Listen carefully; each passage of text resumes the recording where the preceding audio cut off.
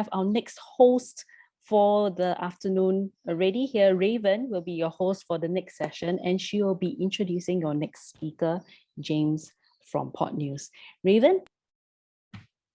Hi, everyone. So my name is Raven. So I'm your moderator for this session. So I think in the previous session, we learned from Jamie about podcast advertising from the lens of brands. So as a podcaster myself, I think it's also very interesting to view podcasting from the perspective of marketers and understand what they are looking for, like what Yan-Ling has summarized for us earlier. So I want to bring you to the next topic. I'm sure it's something that we all have thought about it at some point, right? As content creators, how do we reach out to the largest possible audience? So for this session, our speaker, James, is going to tell you how you can make your podcast go viral. So before we start, I would just like to quickly do a quick introduction on James himself. So James CRIDLAND is editor of Podnews and a daily podcast newsletter, which I strongly encourage all of you to sign up for. It's one of the best. I think it's one of my favorite newsletter for podcasts. And he's also a radio futurologist, and he is a man of many talents, apparently. So I think and he's also a consultant. He's a writer, and I'll leave it to James to take you through all that. And over to you, James. Well, thank you so much. It's really good to be here. I hope that you can hear me okay. And I hope if I do this, then you can magically see my slides as well. Is that all good? Yes, we can see your slides. Yeah. Excellent. Well, that's a wonderful thing. Yes, I'm really, really pleased to be here. Thank you so much for asking. I'm talking to you today from here, which is where I live, the land of the Turrbal and Jagera people in Brisbane in Australia. And it's normally a wonderful nice warm day. It's been raining over the last couple of days, so still there we are. And as Raven has just been saying, I'm a radio futurologist, so I do all kinds of weird and wonderful things in terms of helping people understand what the future of radio is. I work with a variety of people who you can see there, including Radio Days Asia, which is coming back in September in Malaysia, and very much looking forward to help putting that on. And as you've heard, I also write a daily newsletter, which is also a podcast, podnews.net, which is highly recommended by me because it's mine. And today, though, I'm talking about making your podcast a global hit. It says in the program that if you've got a great podcast, but you really want to make it a hit outside of your own country, then what do you need to do? What do you need to think about in terms of content and language and culture, and where should you put it? Which is important as well. So those are some of the things that we'll be covering today, or if you like it better that way, we'll be looking at consumption, promotion, and content, which is a nice, easy, and straightforward thing to be talking about. So firstly, let's just talk about the people, the consumption of podcasting that's going on across the rest of the world. I talk an awful lot of times to people in the US, and they are surprised to find out that quite a lot of people live outside the US and not very many people live inside the US. And they're going, oh, really? Is this really the case? And I'm there thinking, you should visit Indonesia, Malaysia, Vietnam. Then you'll know what a populous country really is. And of course, India and Singapore and so on and so forth. So yeah, this is a big thing. In fact, here are two sets of numbers for you. Firstly, 1 billion podcast listeners are now across the world. This is data that only came out a couple of months ago. And the other piece of information, which is just as exciting, is that the global podcast advertising market, just advertising alone, is worth 1.9 billion. So it should hit 2 billion relatively quickly, which is pretty exciting. But what does that mean in terms of global podcasting? Well, let's start by having a look at podcasting in Australia, where I'm from and where I currently live now. There was some research done by the ABC, which is our largest broadcaster, which said that 64% of podcast listeners, 2/3, don't care whether the podcasts they listen to are from Australia or not. So a third do, but 64%, 2/3 don't care, which is pretty important in terms of how people are interested and excited about podcasts that are coming from other countries than just the country that they live in. Here's another piece of data that they learnt. 79% of podcasts consumed in Australia are from overseas. This is actually data from Pocket Casts, which is one of the largest podcast apps, and is probably data that you could expect from other podcast apps as well. 79% of podcasts consumed in Australia are from overseas. So there's a real need and a real interest in listening to podcasts from everywhere in the world, and that's probably a good thing in terms of how we look at podcasts.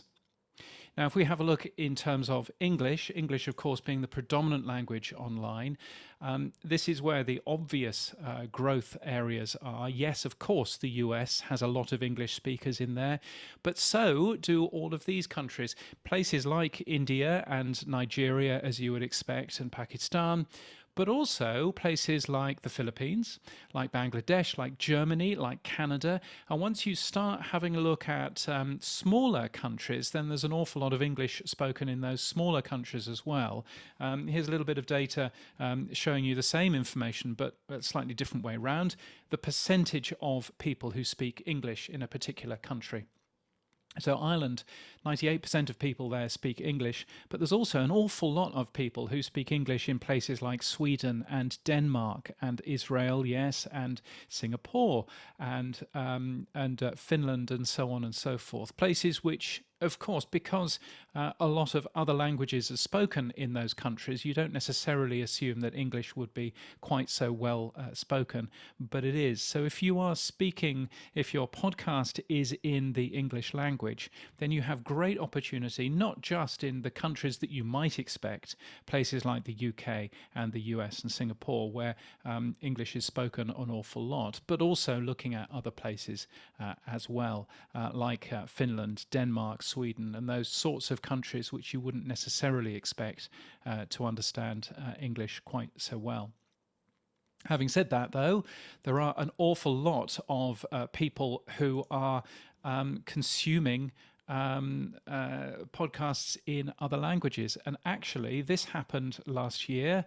The amount of new shows that were coming out in terms of podcasts are now bigger in terms of non-English podcast launches than English ones. It's the first time that this has happened, and as you can see, it happened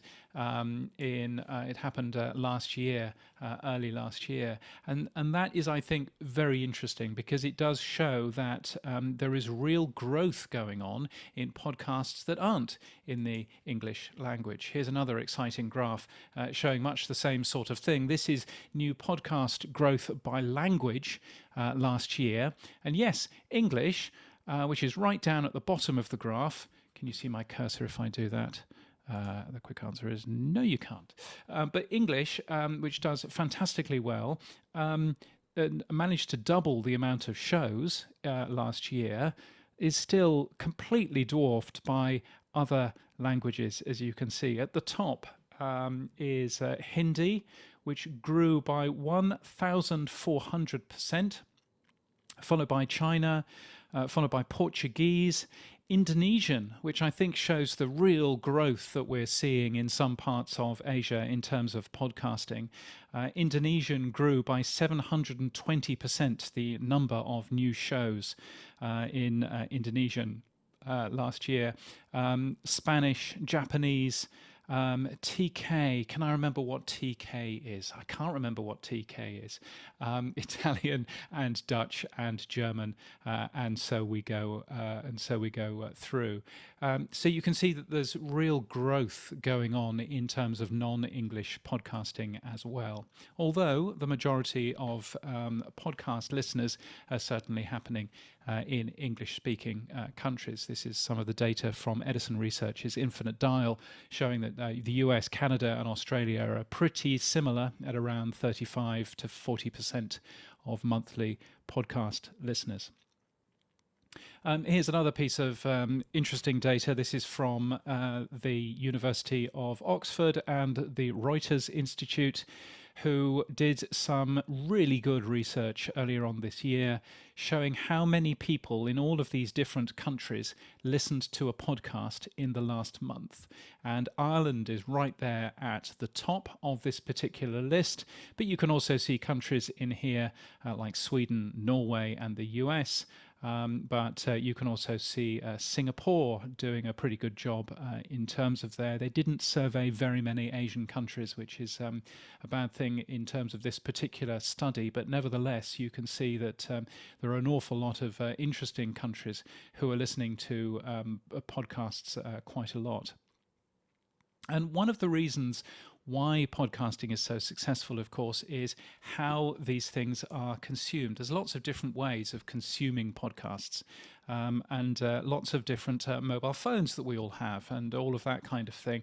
And of course, Apple Podcasts is particularly strong if you look into the US, the UK, and here in Australia. There's a good reason for that, and that's because we've got lots and lots of iPhones in these countries. So you can see here in this particular data that in North America, 40% or so, same in Europe, of people own iPhones, and a little bit more of those people own Android phones. But it's a very different world when you move into Asia, when you move into Africa and South America. Android considerably more used than iPhones, and there's a lot of good reasons for that. And what that means, pardon me, what that means is that we need to be a little bit cleverer in terms of how we promote podcasts. What you'll see Americans doing an awful lot is they'll promote Apple Podcasts as if it's the only thing that matters. And that's fine, but we're cleverer than Americans. So therefore, we shouldn't be doing that. Here's some of the latest data from a company called Buzzsprout, who are a podcast host. And what Buzzsprout do is they put data together every single month. This is their very latest data that came out only yesterday, and they show that Apple Podcasts has 32.8% of all downloads of podcasts, of all of the shows in Buzzsprout. Google Podcasts is there at 2.5%. Google Podcasts is a bit small. And then, and then there's Spotify, which we're not going to see yet because we're going to see the others. There's Spotify, 30.7%. So Spotify is high, but possibly not quite as high as Apple Podcasts, according to the very latest data. And there's a bunch of other smaller apps in there, Castbox, Podcast Addict, Overcast, iHeartRadio, and so on and so forth. Now, what I'd say about these figures is they're very interesting, of course, but there's one big thing for you to know, and that is that Buzzsprout is a podcast host which is based in the US, and almost half of all of the downloads that happened on Buzzsprout were from the US. So, of course, you would expect, therefore, the US's audience consumption to have a good relationship with this graph. So there's an awful lot of Apple Podcasts in here. My suspicion is, as we move further and further away from the US, that the amount of Apple Podcasts downloads that we see goes down, and the amount of other devices, yes, Spotify, but also Google Podcasts and other things go up. And in fact, there's a bunch of data here which actually shows some of that. So here's some data from a few other countries. This is again from the Reuters Institute, asking what platforms you mainly use to listen to podcasts. And in Germany, Spotify is number one. In the UK, BBC Sounds, which is an app that is produced by the BBC there, is number one, with Spotify number two. And here in Australia, YouTube Podcasts is number one, apparently, with Spotify number two and Apple Podcasts number three. So it's really important to be on the right platform for the right country, and to make sure that you're not just on Apple Podcasts because the Americans are there. That, I think, would be a mistake. And I think here's a really good and easy example of that. This is data from Czech radio in Czechia. Now, iPhone market share there is about 20%, slightly smaller than that. And what you're seeing here is in purple, the amount of downloads from Apple Podcasts, and in green, the amount of downloads from Spotify. And you can see where Spotify has suddenly appeared out of nowhere and has done particularly well for them in terms of downloads and everything else. And that's no surprise, because where Spotify's listeners are is basically all over the world, everywhere from, as you can see here, North America, Europe, which is hiding underneath me at the moment. Let's do that so you can see it, as well as Latin America and the rest of the world. Spotify seems to be a much more used platform the world over, which is really interesting, apart from some countries. So some countries use something else. This is a very cheap mobile phone, incredibly cheap mobile phone. I believe that they cost somewhere in the region of $10 US. You'll find them in places like India. You'll also find them in places like Africa as well. And they run an operating system called KaiOS, which is an operating system you may not have heard of, and that's absolutely fine. But it's a very cut-down operating system that has its own podcast app, and it's called PodLP. It's the #1 podcast app on the KaiOS platform, and this is the global news podcast from the BBC being played on that. And this is a particular way that lots of people in developing countries are listening to podcasts using this different mobile phone service that isn't Android and that isn't iOS as well. So lots of different places to be on if you want your podcast to really succeed. So here are some more of these apps. There's Evooks, which is a podcast app for Spanish podcasters. And seems to do very well, particularly in Spain, but also in parts of Latin America as well. Shimalaya, Awaz, which is from India, Angami, which is a podcast app which is based in the Arab states. JioSaavn and Ghana, which are also in India. JioSaavn is essentially the Spotify equivalent, I guess, which is very much tied into Jio, the mobile phone company, Ligi FM, another one from China, and various others as well. So it's really important that you are on as many of these different platforms as you possibly can be. If you have a mobile phone handy, you can scan that QR code to be taken to a page on Podnews which lists every single podcast directory that you should be listing your podcast on. It links to all of the add your podcast pages on there, so you can find out from there exactly how to get your podcast in all of these directories and many, many more. There's a Japanese directory. There's various other directories. Particularly Samsung, which is doing lots of stuff in Europe as well. If you haven't got a mobile phone on you at the moment that deals with QR codes, then that's fine. You'll find it on podnews.net if you search for podcast directories. So, really important to make sure that your show is on as many different places as possible for you to be a hit in those countries, because every single country has their own favored podcast app, and you want to make sure that you are on there. I know of lots of English-speaking podcasts who have done incredibly well on both Ghana and on JioSaavn, because the amount of just the sheer amount of people in India who are using those apps is tremendously high. So definitely worthwhile being on both of those apps. A little tip: if you go and sign up with Ghana, they may have a little tick box which says, "Can we cache your audio for you?" And the answer is no. No, you don't want that to happen. So don't do that. But you can sign up with Ghana and JioSaavn. It's all free. They just need your permission to list your particular podcast on there. So that's a bit about consumption and a bit about where people are consuming podcasts across the world and where to put your podcast.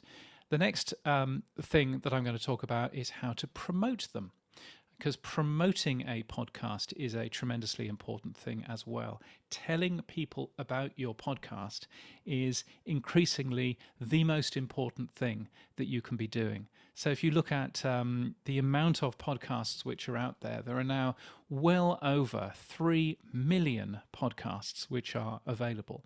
So you have to have a really good reason why someone should listen to your own podcast. Now, being in your own local language is probably a really good start, but also being really clear about what your podcast is, what it's about, and how it all works is a really important thing. So let's dive into that. You'll notice a number of QR codes if you want to dive into more detail on the Podnews website in these slides as well. And just a reminder, you can ask any comments. You can leave comments or questions in the Q&A section. That would be absolutely cool, and it would be great to see your messages in the chat and also, of course, in the Q&A. So let's dive into good podcast names then, first of all. And podcast names, hugely, hugely important. The first thing that your podcast name should do is it should communicate what the podcast is about. I did a piece of research recently around the name Real Talk. I'm sure that you know a podcast called Real Talk.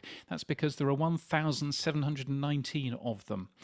Quite a few of them just called Real Talk. Some of them Real Talk with name of person on them, and that's about as far as it goes. Now, news for anybody that has a podcast called Real Talk: every podcast is real talk. Every podcast is a human being talking. It's not a very good name. It doesn't really help me understand what your podcast is about. Don't call yourself Real Talk. Call yourself something which communicates what the podcast is about. Hugely, hugely important thing. Secondly, make sure that your podcast name works with a spoken voice and is also in a dictionary as well. What do I mean by works with a spoken voice? In many parts of the world, we have Google Assistant, we have Apple's Siri, there's Samsung's thing, Bixby, I think it's called. No, that's Microsoft's thing, I think, and then the Samsung's thing. Anyway, all of these voice assistants are great, but if you use a word which isn't actually in the dictionary, or a word which sounds a bit like a proper word but isn't really a proper word, then that's not going to work for any of these spoken voice assistants, and you're waving goodbye to potential audiences there, and that's a bad thing. So calling yourself something like Podutainment, no, not a good idea, or Motor Wing for a, I don't know, podcast about cars and aeroplanes, who knows? Or Fish and Chips. Fish and Chips is a really good example here. This is somebody trying to be clever and calling their podcast after science, fission, part of the nuclear experience, and also chips. Maybe silicon chips or something. But of course, a voice assistant isn't expecting Fish and Chips to look like that. A voice assistant is expecting Fish and Chips to look like fish and chips, obviously. And so therefore that's not going to work for a voice assistant either. So make sure that your chosen podcast name works with a spoken voice, which is important, and is in a dictionary too, which is also a good thing. Thirdly, make sure that your name is unique. I mean, obviously, Real Talk is a good example. Or Daniel's Show. Many congratulations to the 125 different people that have a show called Daniel's Show. Daniel has been busy.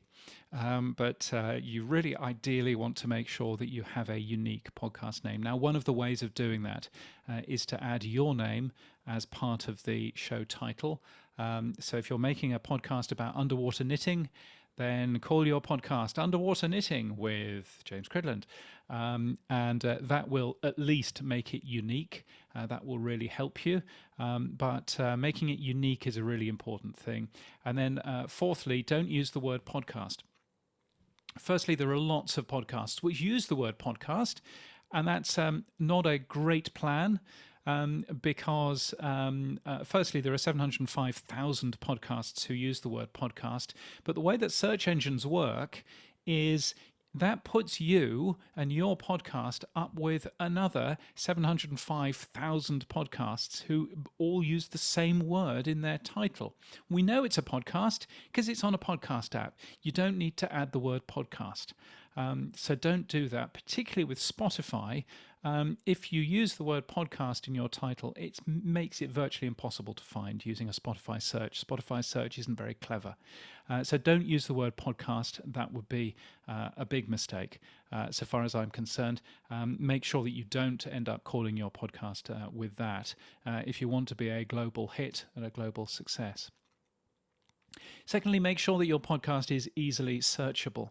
Now, at the end of the QR code, you'll find a lot of data about what individual podcast hosts, individual podcast apps will actually search all the way through. Apple just searches podcast titles and episode titles. That's all that Apple searches. You can put whatever you like in your description. You can put whatever you like in your episode description or your show notes, but Apple will never search that. So that would be a mistake. Instead, really focus on using a really clear podcast title, first of all, as we've just talked about, but also a really clear episode title as well. There are some podcasts out there that still use an episode title of episode number 12 for the 28th of November, 2021. That's giving nobody any clue as to what that podcast is all about. And particularly if you're trying to target people who perhaps English isn't their first language, you want to make sure that it's really simple, really straightforward in terms of finding a particular podcast. Secondly, use clear artwork that's really recognizable and use that logo as much as you possibly can. Podnews has used this little sort of P logo, red P logo for a number of years now, and it's pretty clear as soon as you see that then what the podcast is about. But using consistent colors is important. Using consistent artwork is really important as well. And a little tip, human beings really like pictures of human beings. So if you want to stand out from the rest of the podcast thumbnails, which are out there in podcast apps, then make sure that you're using a picture of a human being in there. Make sure it's a picture of you, perhaps, or maybe somebody else, who knows. But anyway, human beings' eyes, and there's lots of research in terms of eye tracking, human beings' eyes always go to pictures of human beings. So making sure that you're using that in your podcast artwork is important too. Thirdly, have a clear description of what your podcast is. I have literally come to this from recording Podland, which is a weekly podcast that Sam and I put together, Sam, Sethi and I. It's all about podcast news. But one of the things that we do every single episode is that we start with a really clear explanation of what this podcast is. It's a weekly podcast where we talk about the big stories from in the world of podcasting. Make sure that you have a really clear description about what your podcast is.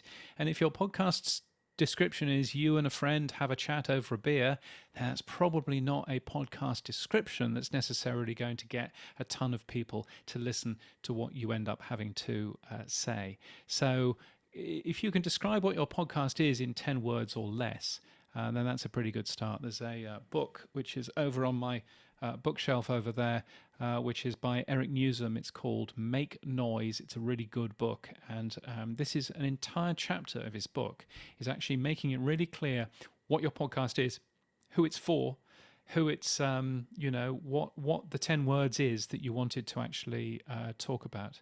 So that's important.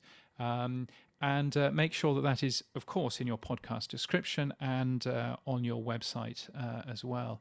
Pavan adds in the chat, adding a language name to the podcast title can help, given how much weaker non-English podcast searching is. Yeah, absolutely right. And I think making sure that it's really clear in terms of in terms of what your podcast is all about is a really important thing. Pavan, thank you so much for that.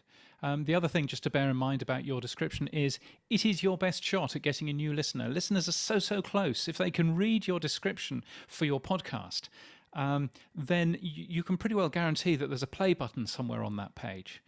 So they're so close. So make sure that that podcast description is as clear as possible, as enticing as possible to get somebody to press that play button. Because as soon as they've hit that play button, it's a download. And it's a download where you can hopefully impress them at how brilliant your podcast is. And then maybe they'll press the subscribe or follow button after that as well. So that's a handy and useful thing as well. And also tell the media. Tell the media about your podcast. This is a really important thing as well.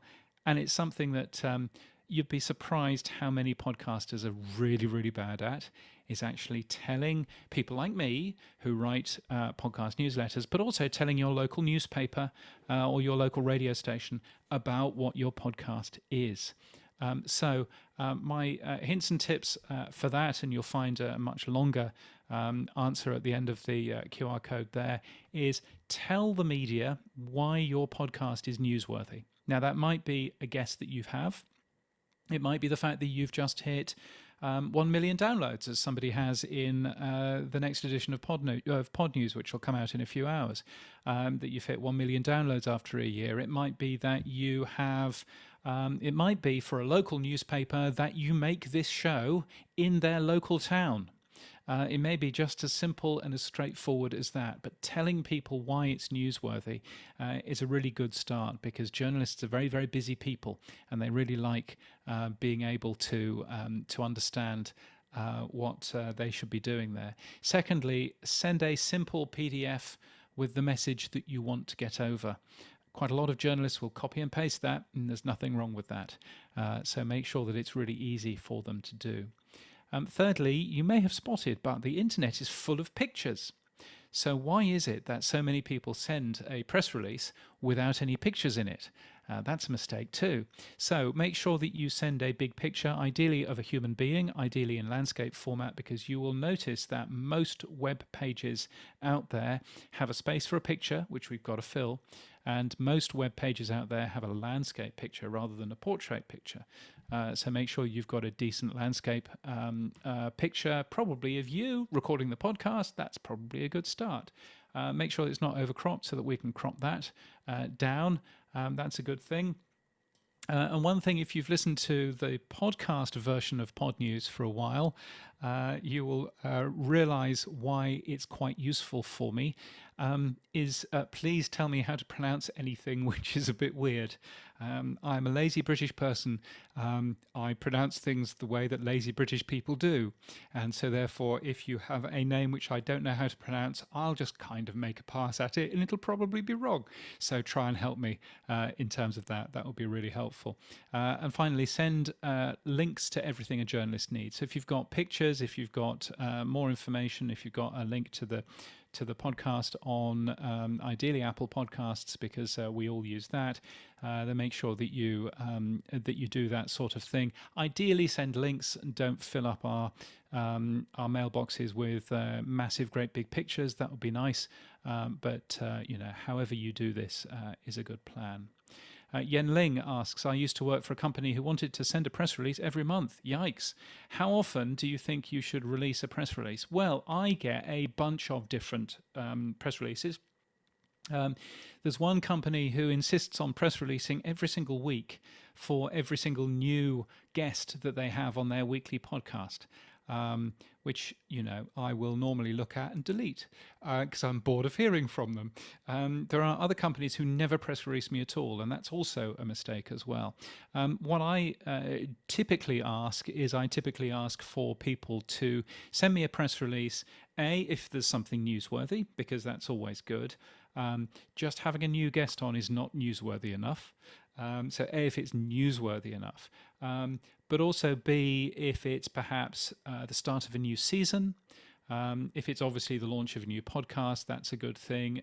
If there's an award that you've won that you might want to do, if you've done something special, something that is interesting, any of those are good things. Sending a press release every single episode that you send out is slight overkill. There will be some people who will print that, but most people won't. So I would probably save your firepower for the times when you've got something which is outstanding, which you really do want to tell the world about. And images is the most important thing. Yenling, thank you so much for that. Finally, tell the world. I've talked about telling the media. Telling the world is also important. There's a link here. I can't remember what this link is for now. I think this link is giving you some hints and tips on to how to do this. But firstly, link to your website. Please do not link people to a podcast app like Apple Podcasts or Spotify, because by and large, you'll have lots of other people, particularly in social media, who won't want to use Apple Podcasts, or who prefers Overcast, or who prefers Castbox, or any of these other podcast apps out there. So instead of doing that, link to your website. Always link to your website. If you've not got a website, most decent podcast hosts will give you one for free. You can pay a little bit extra to get your own domain name, and that's a good thing, and I would do that. Or you can use, there are free services like podpage.com, which is very technically clever and adept and well worth looking at. Or you can use a similar service such as Podpage, which gives you a automatic, simple website which allows you to link there. It allows you to point at the various places that you can find that particular podcast, but it also allows you to play the audio directly from that as well. I'm busy trying to work out where that QR code goes, because I'm curious now. So you could use that. And oh yes, and the reason why I talk about QR codes here, and that QR code links to an article that I wrote about QR codes, interestingly enough. But the reason why I link to that is that QR codes are really, really useful if you are doing any printed material.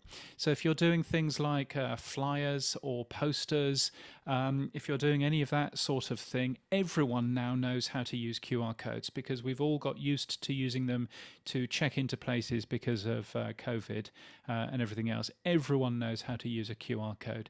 So if you build a QR code, and this QR code actually links to an article telling you how, if you build a QR code which will automatically link to the default podcast player on your phone, then that's a great thing.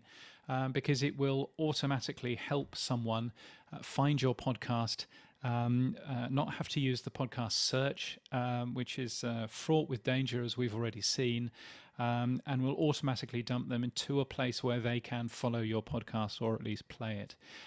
So QR codes are a podcaster's best friend, and we should all be using those as much as we possibly can. And finally, let's talk very quickly about content. And I'm going to be very quick because there are many other people here at this podcast festival who are talking about content. So I'm not going to talk about content really very much, other than to say that it's really important to be real and to be relevant to people. If you are talking, if you are using local slang, if you are talking about particular local things that don't really translate into other cultures, into other communities, then that's going to be quite difficult. If you don't help put things into context when you're talking about things, then you will harm the ability of your podcast to be heard in as many different countries as you possibly can. So if I'm there talking about problems with my Foxtel box, then I might want to explain to people in Malaysia that's the kind of the equivalent of an Astro box, or to people in the UK that's kind of a bit like my Sky box. It's the box that does my TV. So trying to avoid using local slang, local jargon, trying to avoid using things that don't mean an awful lot to people outside of your very small community is important just to bear in mind. So try and be as relevant as you can in terms of that. One of the things that I learnt when I was working for a large radio station was that I think we had a website form that was asking for somebody's surname. And surname, we all understand in the UK at least that my surname is CRIDLAND, it's my last name. But in America, they had no idea what a surname was. And so I ended up calling it last name on the form. We all understand what a last name is as well, in the UK certainly. I know it's different in some parts of Asia, and that enabled the Americans to understand what was going on as well. So again, it's just giving those affordances to help people who aren't necessarily in the same culture as you are understand what it is that you're actually talking about. And that's what some of these great content producers have been doing in terms of podcasting. So Wondery, which is now owned by Amazon, have a podcast called Business Wars, which is a very successful podcast for them.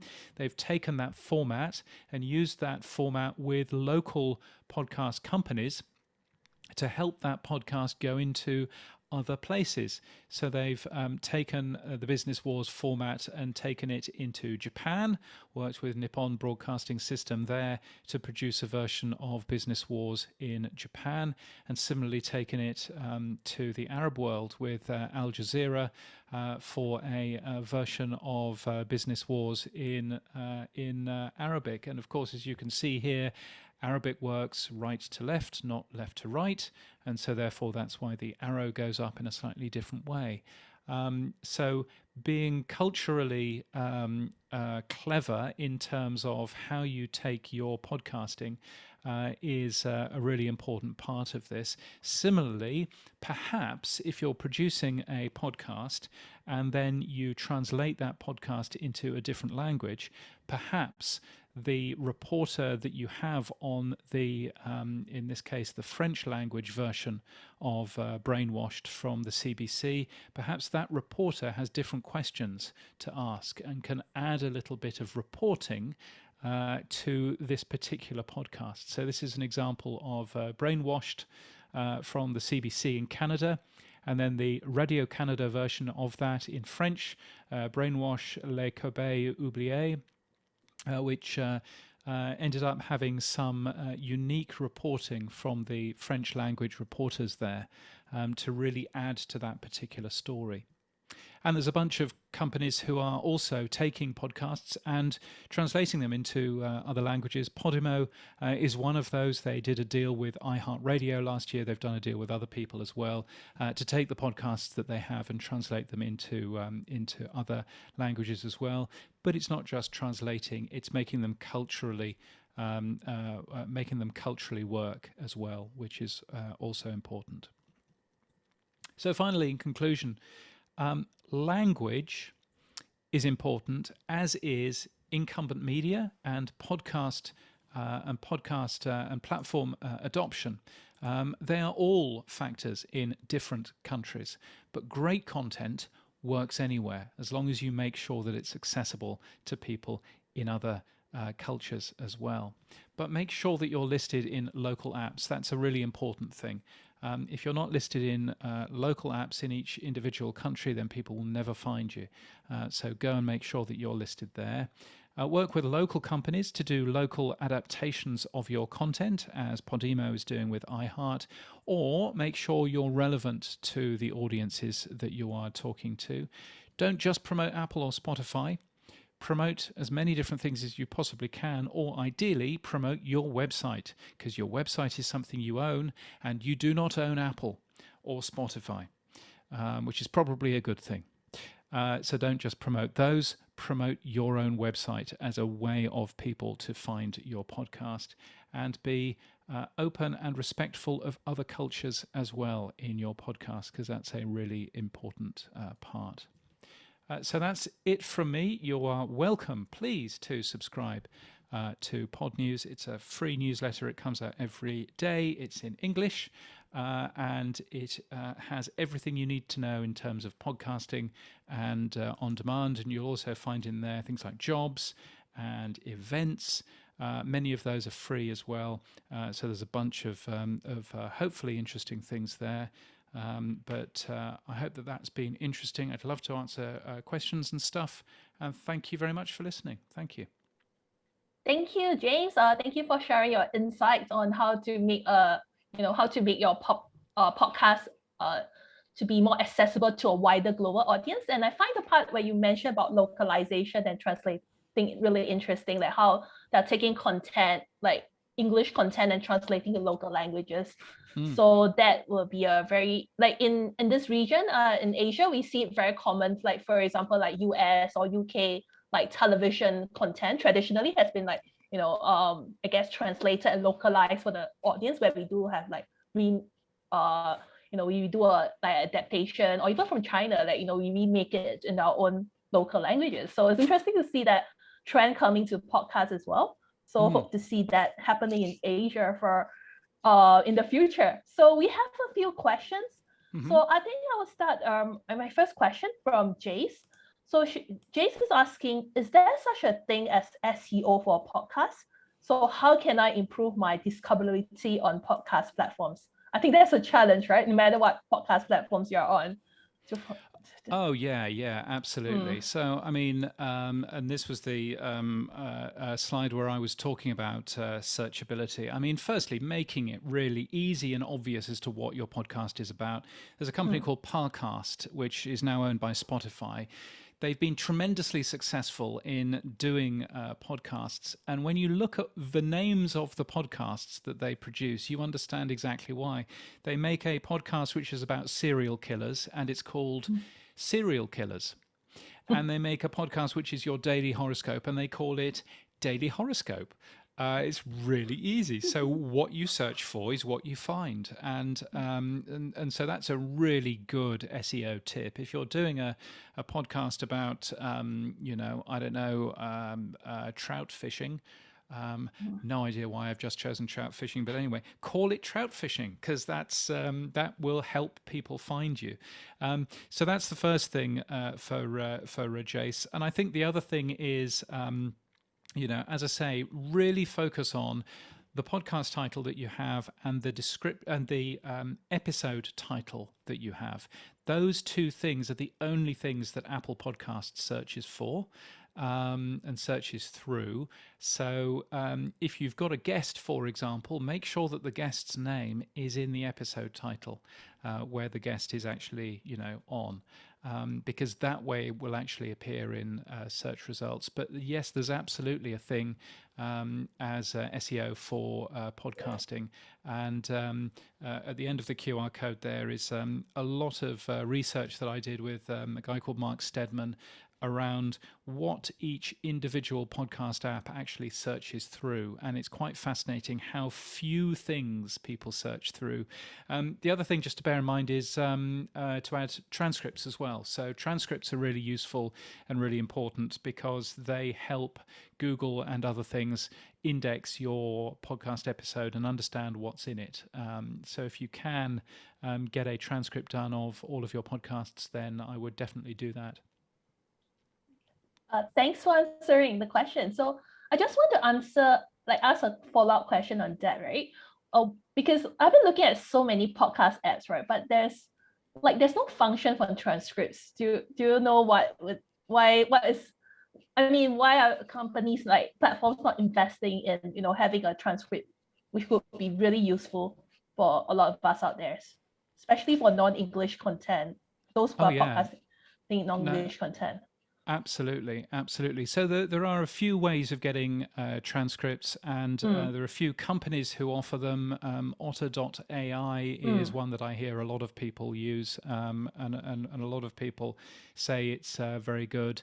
I'm not sure. There's also Descript, which both does a transcript for you, but also allows you to edit your show using that. I'm not sure how good those are with languages that aren't English or Spanish, but they're a great start. There are also other ways that you can actually get live transcripts and live captions from podcasts, which I know really helps. your Android phone may well be able to deal with that. Certainly, all of the new Google Pixel phones do, as well as Google Chrome. If you run that on your desktop browser, then you can actually turn on captions within that for any media that you listen to, which is quite useful. But my suspicion is that next year we will see a bunch more people using transcripts better, because firstly they're really good at targeting advertising, targeting dynamic ads, as you saw in the last session, but also there are lots and lots of rules and regulations. The American Disability Act, for example, says that something shouldn't be unavailable to somebody just because they happen to be deaf, for example. And so I suspect that we will see many more transcripts appearing in podcast apps as well. Okay, that's great to know. I mean, there's hopefully we can see like podcast apps being more accessible. And also there's another question from Hui Yi Tan. So she's commenting that Asia is a region with very different and diverse cultures and languages. So do you think that's a pro or con in that sense? Because one thing I also want to follow up the fact that one of the reasons why I enjoy reading Podnews so much is because you guys cover a global perspective, not just the US.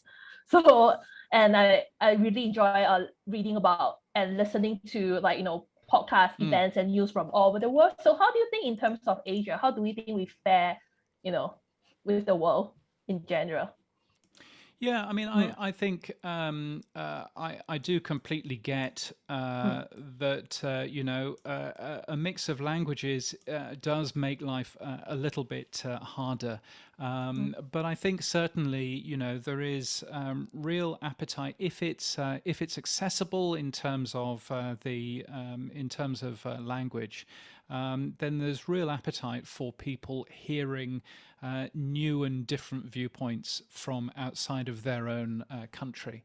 And so, making sure that it's accessible in terms of language, of course, is one thing. But I do think that there is more than ever, there's a real need from different people to know what life is like in other countries. And the internet and podcasting is certainly really helping, in terms of that. So, so I think it is useful, and it is helpful as well. Okay, great. I think we have another question in the Q&A. So regarding, this is from POKL. So regarding translating the podcast to other languages, does it mean that we set up different podcast accounts?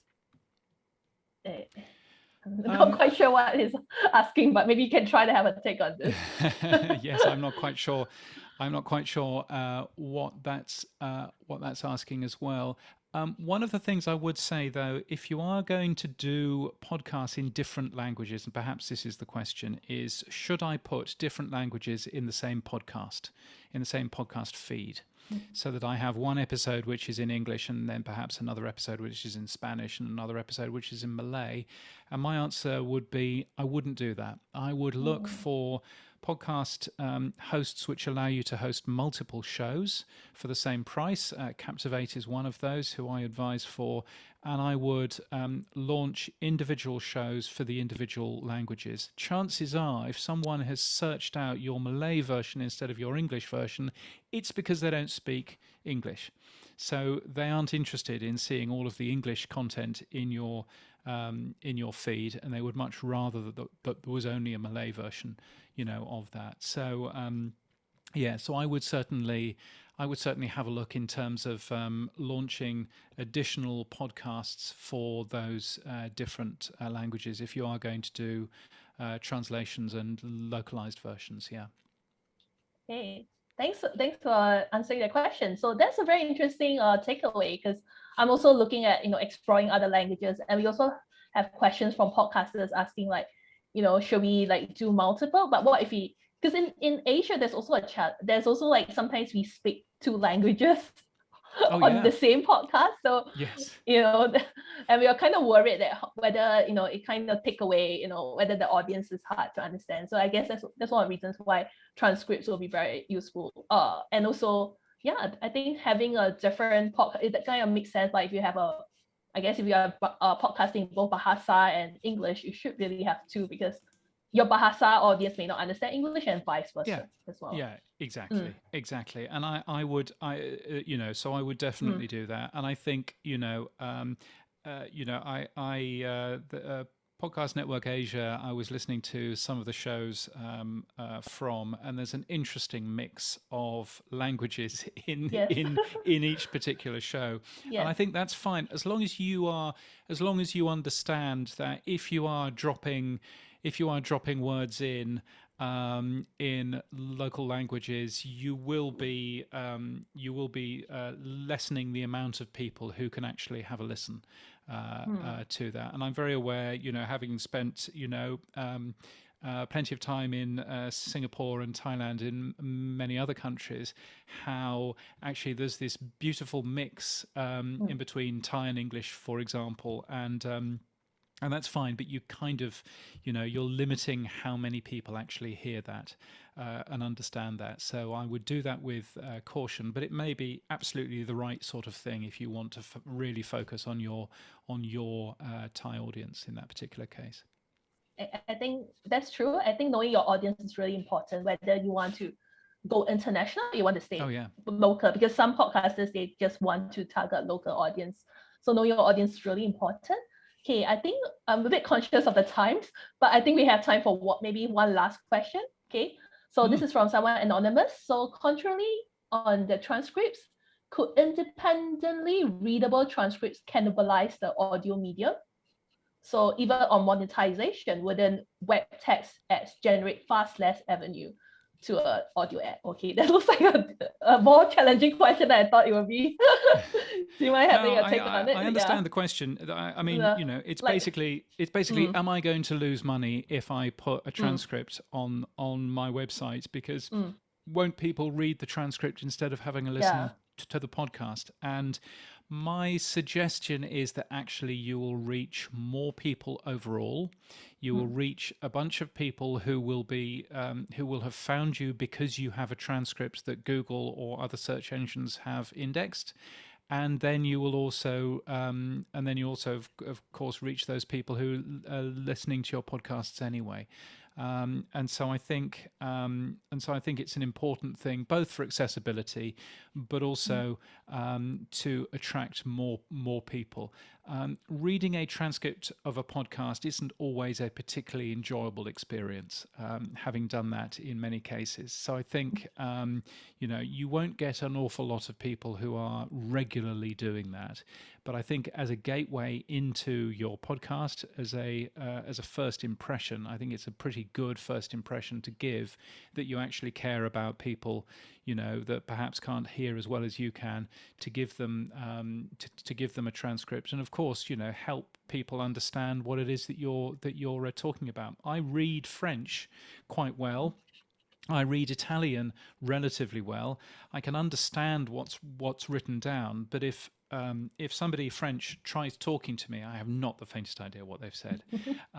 So therefore, a French transcript is actually really helpful to me, because I can understand what's been said in the podcast, and in any case, I can probably get it through Google Translate or something else. Whereas the audio, much harder. So so I think it's important, anonymous attendee, to do both of those if you possibly can. And it does take time and it does take effort, and I do understand that, but I think it's an important thing that we should probably be doing. Okay, and that brings us to the end of the session. I'd just like to say a very big thank you to James for giving us the presentation today and giving really good insights in terms of localization, transcripts, the importance of transcripts, and also how we can make your podcast more searchable, so that we can all, hopefully we can all continue to make like podcasts that can, go global and reach a wider audience. Thank you so much. And thank you so much, and thank you, everybody. Thank you, everyone.